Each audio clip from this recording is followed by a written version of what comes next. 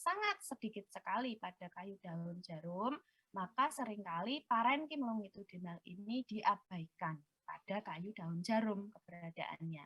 Dan dia tidak membentuk pola tertentu.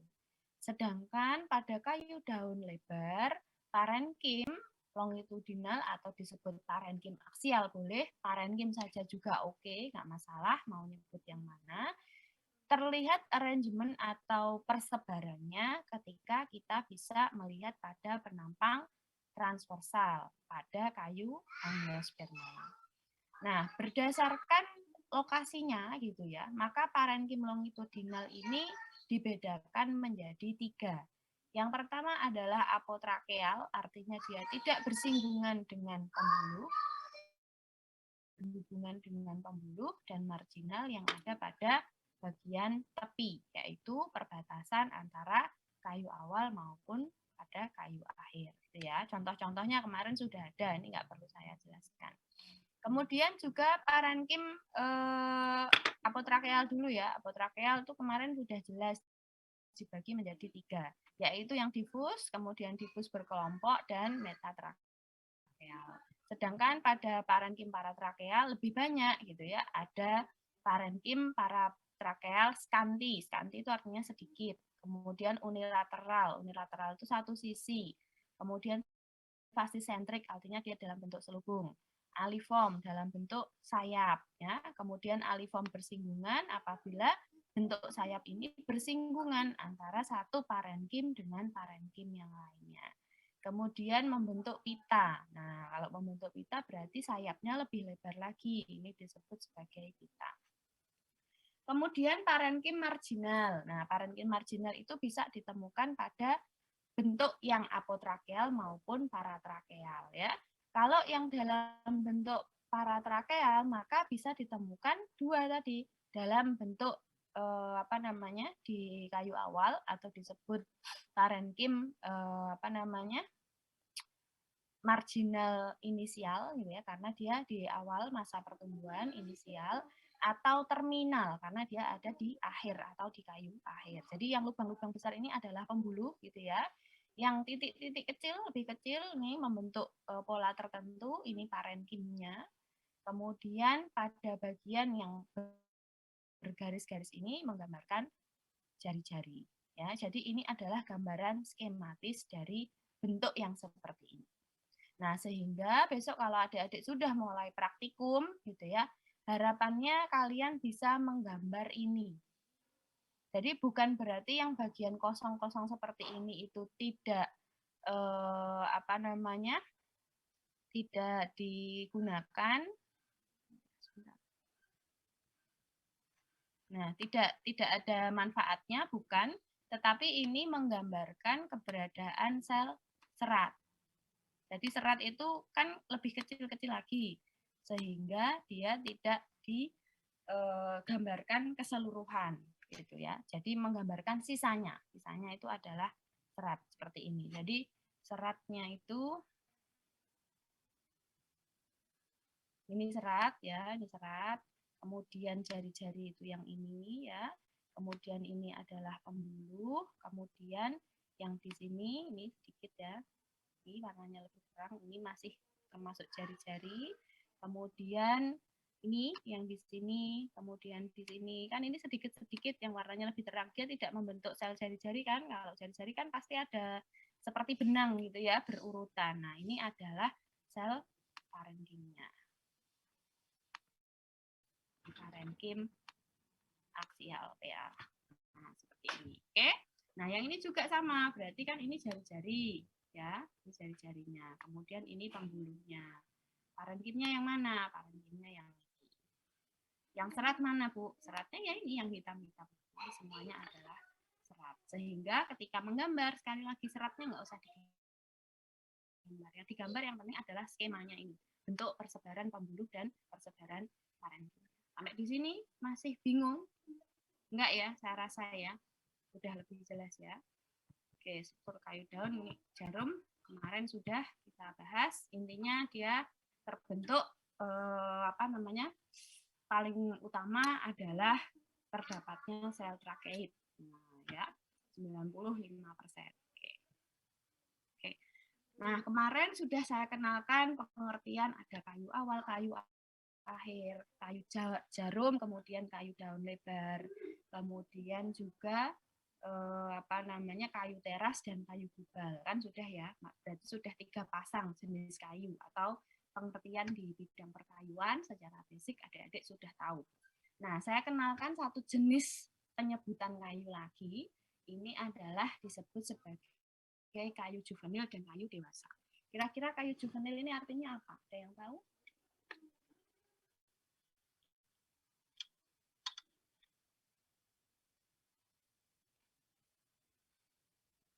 Ada yang tahu kayu juvenil?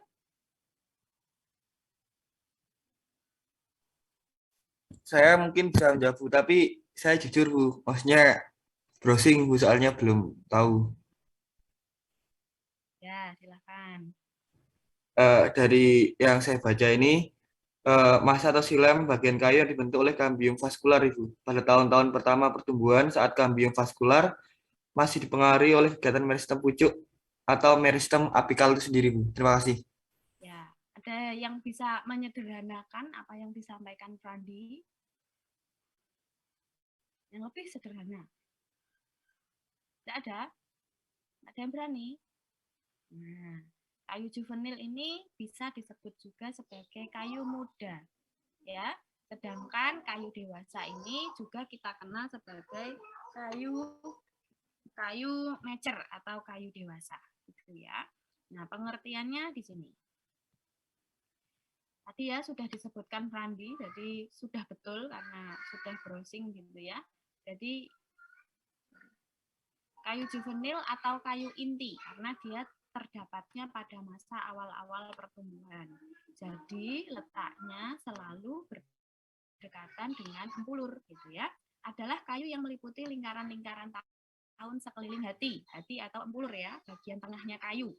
Kemudian kayu juvenil merupakan kayu yang dibentuk pada masa awal pohon tersebut tumbuh atau ketika kayu itu dibentuk pada pohon yang masih muda sehingga dia disebut sebagai kayu muda. Ya.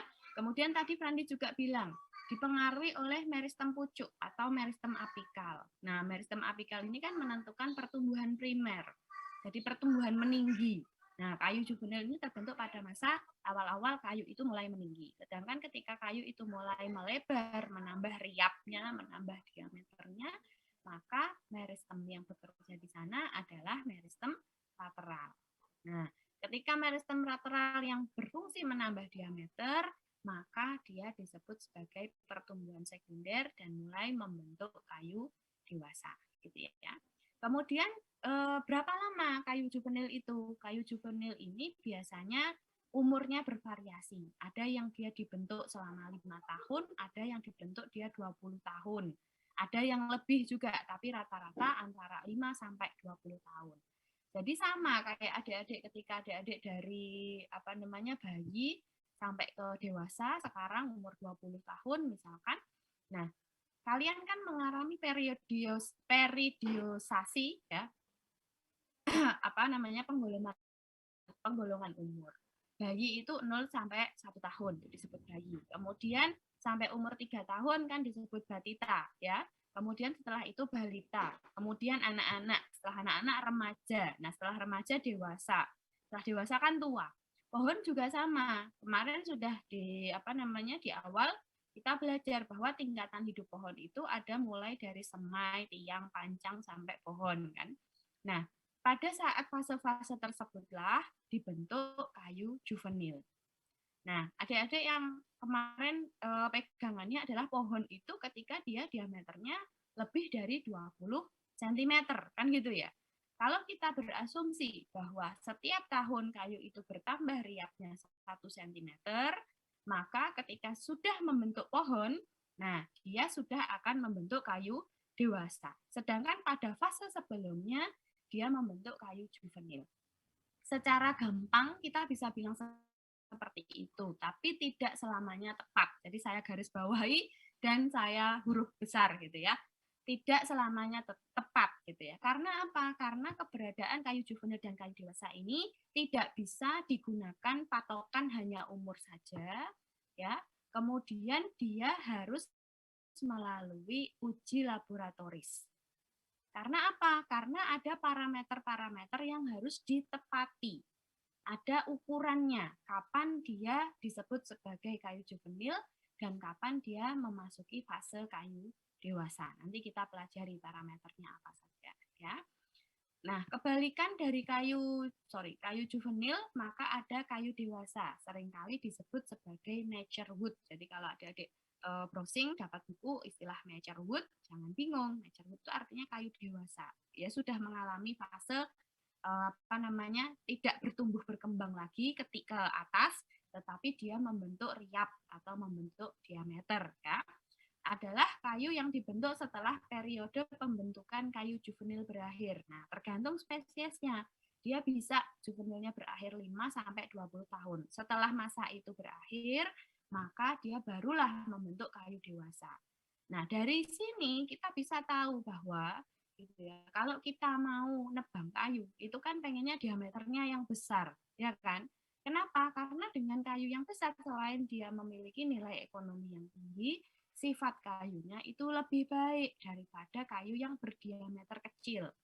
Contoh nyata, kayu-kayu yang dihasilkan dari perhutani dengan riap 80-120 tahun yang sekarang sudah sangat jarang kita temukan. Sekarang orang pakai kayu jati itu pilih kayu jati hutan rakyat karena harganya murah gitu kan. Tapi banyak yang komplain gitu ya, kenapa kok kualitasnya ini sama-sama kayu jati, tapi yang satu ini mudah sekali pecah, kemudian mudah sekali mengalami penyusutan, kayunya seperti hidup gitu dalam tanda kutip, orang-orang sering bilang gitu, kayunya hidup, molet gitu ya, molet tuh melengkung dan lain sebagainya. Kenapa gitu ya? Kok dia juga tidak awet dibandingkan dengan kayu yang perhutani misalkan. Ada pernyataan-pernyataan seperti itu. Kualitasnya lebih rendah. Intinya orang berkesimpulan seperti itu kan. Kayu jati hutan rakyat. Apa penyebabnya? Penyebabnya adalah berhubungan dengan daur atau umur pohonnya. Ya, daur yang diterapkan pada perhutani ketika kayunya umurnya sangat tua baru dia ditebang. Fungsinya apa? Fungsinya adalah ketika span umurnya dia tinggi, maka kesempatan kayu tersebut untuk membentuk kayu dewasa itu akan lebih besar. Di mana kayu dewasa ini dia memiliki sifat-sifat yang lebih baik dibandingkan dengan kayu muda atau kayu juvenil. Ya, seperti itu. Nah, kemudian tadi saya bilang bahwa kayu juvenil dan kayu dewasa ini berbeda dengan kayu teras dan gubal, di mana teras dan gubal ini bisa dengan mudah kita lihat dengan kasat mata, ya kan? Kemudian kayu awal, kayu akhir juga bisa dengan mudah kita bedakan karena ada pertumbuhan yang berbeda. Jadi kerapatan selnya beda. Tanpa loop kita masih bisa mengidentifikasi mana kayu awal, mana kayu akhir. Tetapi pada kayu juvenil dan kayu dewasa kita tidak bisa seperti itu. Jadi tidak bisa kasat mata, oh juvenilnya di sini, oh dewasanya begini. Oke lah, tadi ada pernyataan bahwa kayu juvenil itu dibentuk 5-20 tahun. Kalau misalkan kayunya itu bisa dilihat lingkaran tahunnya, mungkin dengan gampang kita bisa bilang, oh kayu juvenilnya itu antara 5-20, tinggal dihitung Bu. 20, 1, 2, 3, 4 gitu ya misalkan. Ini hanya ilustrasi ya yang sebelah kanan nih, 20 tahun. Setelah itu baru dia membentuk kayu dewasa. Ya, kalau Anda bayangkan dengan penerapan daur yang semakin panjang, semakin besar, maka kan volumenya semakin besar kan diameternya kan. Kayu juvenilnya segitu aja, tapi proporsi kayu dewasanya semakin bertambah, semakin besar. Sehingga inilah yang menyebabkan kayunya menjadi lebih baik sifatnya gitu, karena proporsi kayu dewasanya lebih besar, lebih banyak gitu ya dibandingkan dengan kayu juvenilnya. Karena tadi kayu juvenil ini dibedakan sumber meristemnya gitu ya.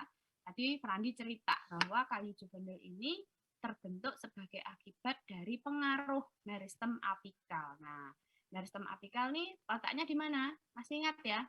Di mana, Frandi?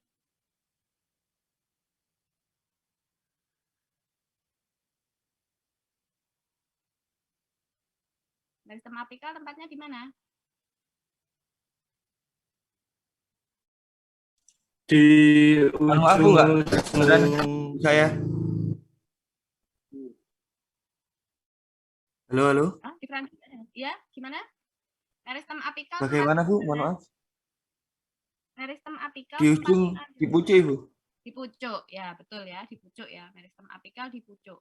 Maka pertumbuhan yang berperan adalah pertumbuhan meninggi yang dipengaruhi, sehingga kayu juvenil itu semakin ke atas proporsinya menjadi semakin besar. Ya, jadi semakin ke atas sifat kayunya yang juvenil, yang muda itu semakin besar. Karena apa? Karena pohon itu tumbuh kan tidak tegak lurus, dia silindris tapi lancip pada bagian ujungnya. Ya kan? Karena di setiap bagian ini yang mempengaruhi meristemnya beda. Kalau dia sudah tumbuh meninggi, maka yang utama adalah meristem apikal. Jadi ke atas ini yang berpengaruh adalah apikal. Sedangkan di bagian bawah, kalau dia sudah terbentuk kayu juvenilnya, maka selanjutnya adalah meristem lateralnya yang berperan. Baru dia membentuk kayu mature wood atau kayu dewasa. Salah satu sifat yang paling terlihat dari kayu mature wood dan kayu juvenil ini adalah adanya sudut mikrofibril atau sudut apa namanya?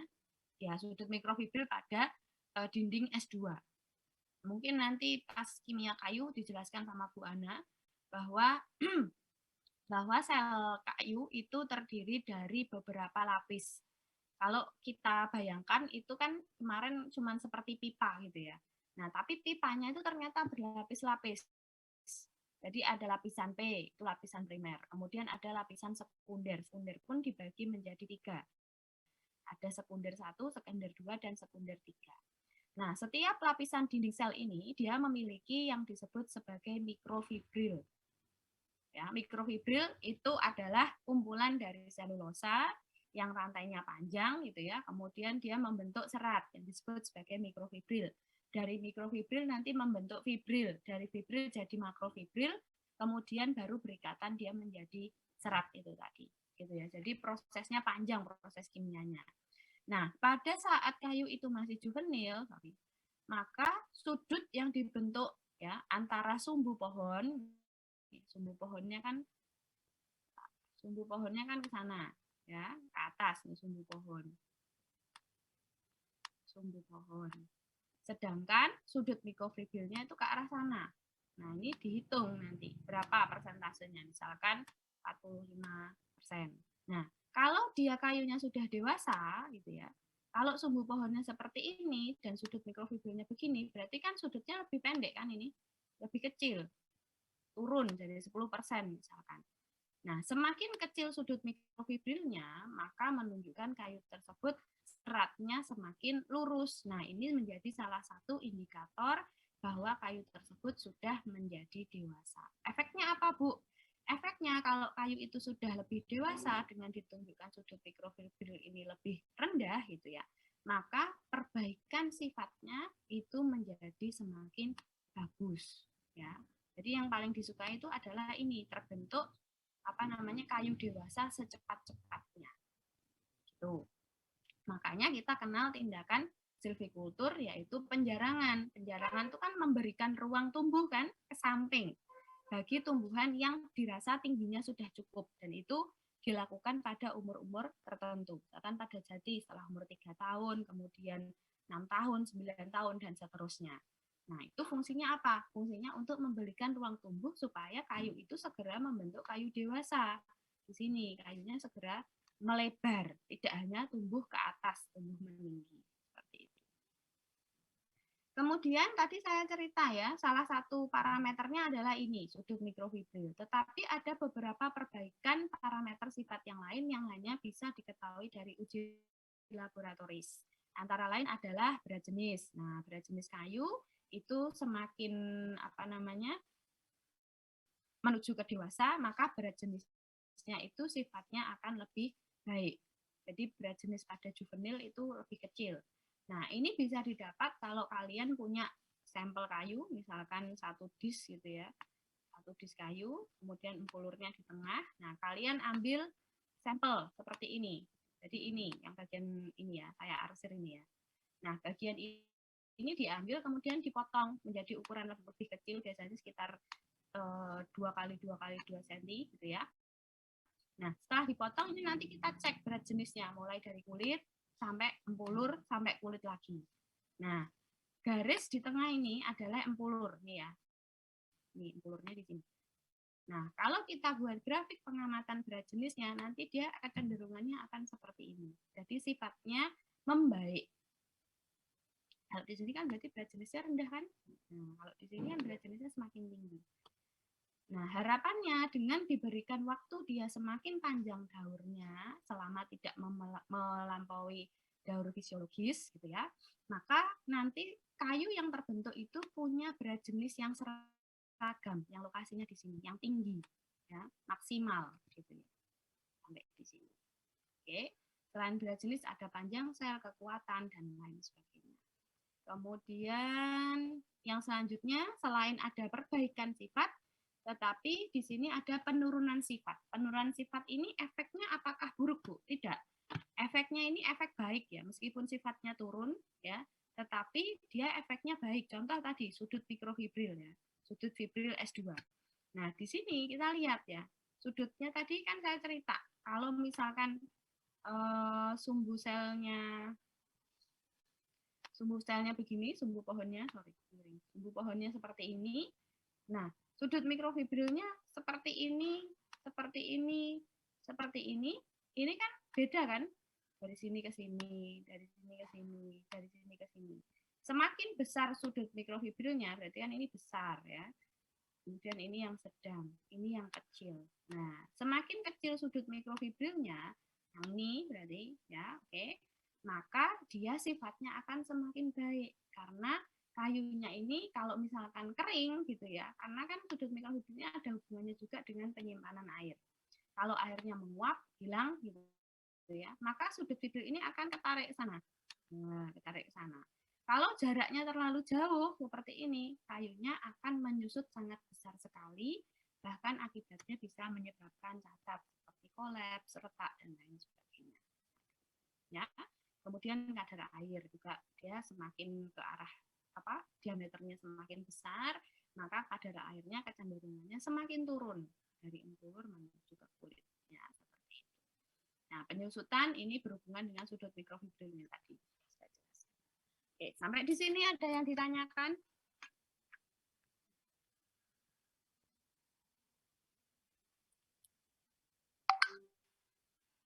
Tidak ada? Bisa dipahami Bu, ya? Nanti ya, silakan. mohon maaf tapi kalau di laptop saya kenapa suara Ibu Dini agak itu ya kurang keras ya Bu? Oh iya toh. Iya. Padahal sudah keras Ya, kok. Budi, saya juga agak-agak kurang keras sih. Gimana caranya ya?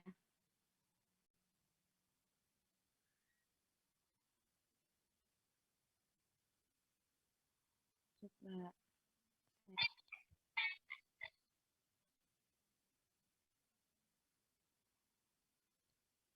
Kalau seperti ini bisa dengar? Jelas? Sudah, Ibu. Sudah? Berarti dari setting anunya, mikrofonnya.